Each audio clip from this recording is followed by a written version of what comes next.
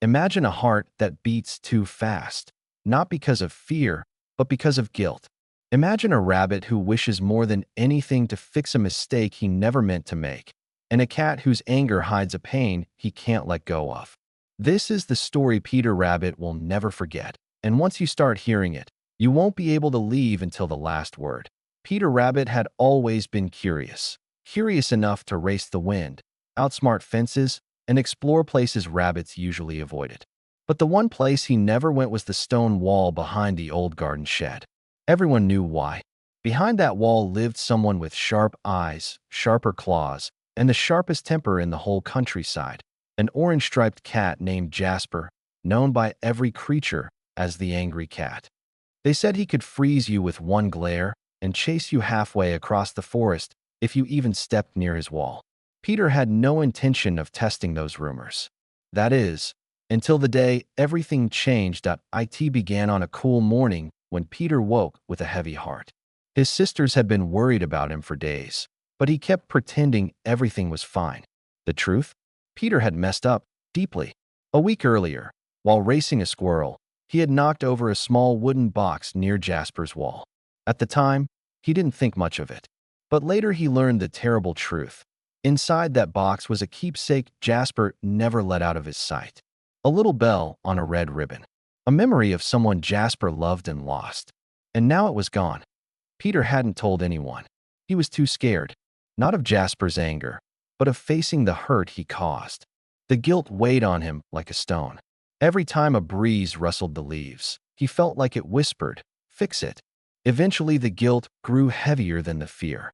Peter decided he had to do something, anything, to put things right. So that morning, with trembling paws, he set out toward the stone wall, determined to find the missing bell. It didn't matter if Jasper hissed, growled, or chased him out. Peter couldn't run from the truth forever. But as Peter approached the wall, expecting danger, he found something completely unexpected. Jasper wasn't perched proudly like usual. He wasn't sharpening his claws. He wasn't even glaring. Instead, the angry cat was sitting in the dirt with his head low, staring at the ground like he'd lost the sun itself. The air around him felt sad. Peter froze, confused. He had never seen Jasper look fragile, let alone broken. Jasper noticed him instantly, and a flash of anger lit his eyes, but just for a moment. Then it faded, replaced by exhaustion. "What do you want, Rabbit?" Jasper muttered, voice rough. Behind fear, Peter felt something softer. Empathy. I came to help," Peter said quietly. "I'm sorry." Jasper stiffened. "Sorry won't bring it back." Peter swallowed hard. "I'll find it. I promise." For a long moment, Jasper didn't speak.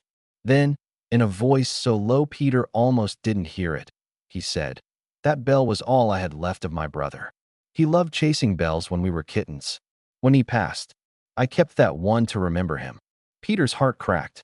The bell wasn't just an object. It was a piece of Jasper's soul. "Let me make it right," Peter whispered. Jasper finally met his eyes. No anger, just hurt. "If you truly mean that, then go." And so began Peter's journey. A search across the meadow, through tangled roots, across streams where the wind carried whispers of the past. The weather changed, the shadows lengthened, but Peter didn't give up. He followed every trail, every clue. At last, after hours of searching, he found it, the little red ribbon tangled at the edge of the forest. The bell was scratched, and the ribbon torn, but it was still beautiful. Peter returned as fast as his feet allowed. Jasper was still at the wall, still quiet and alone. When Peter placed the bell gently before him, the angry cat's eyes widened. For the first time in a long while, they softened. He picked up the bell with trembling paws. You really found it," Jasper whispered. Peter nodded. "I didn't mean to lose it." "I'm sorry, Jasper." "Truly." Silence. Then Jasper let out a shaky breath, almost a sigh. "You made a mistake," he said. "But you fixed it. That takes courage, especially from a rabbit." Peter felt warmth bloom in his chest. The tension around Jasper seemed to melt like snow in spring. The angry cat wasn't angry anymore, just grateful. "Thank you," Jasper murmured. Peter smiled. "Friends help each other." "Friends?"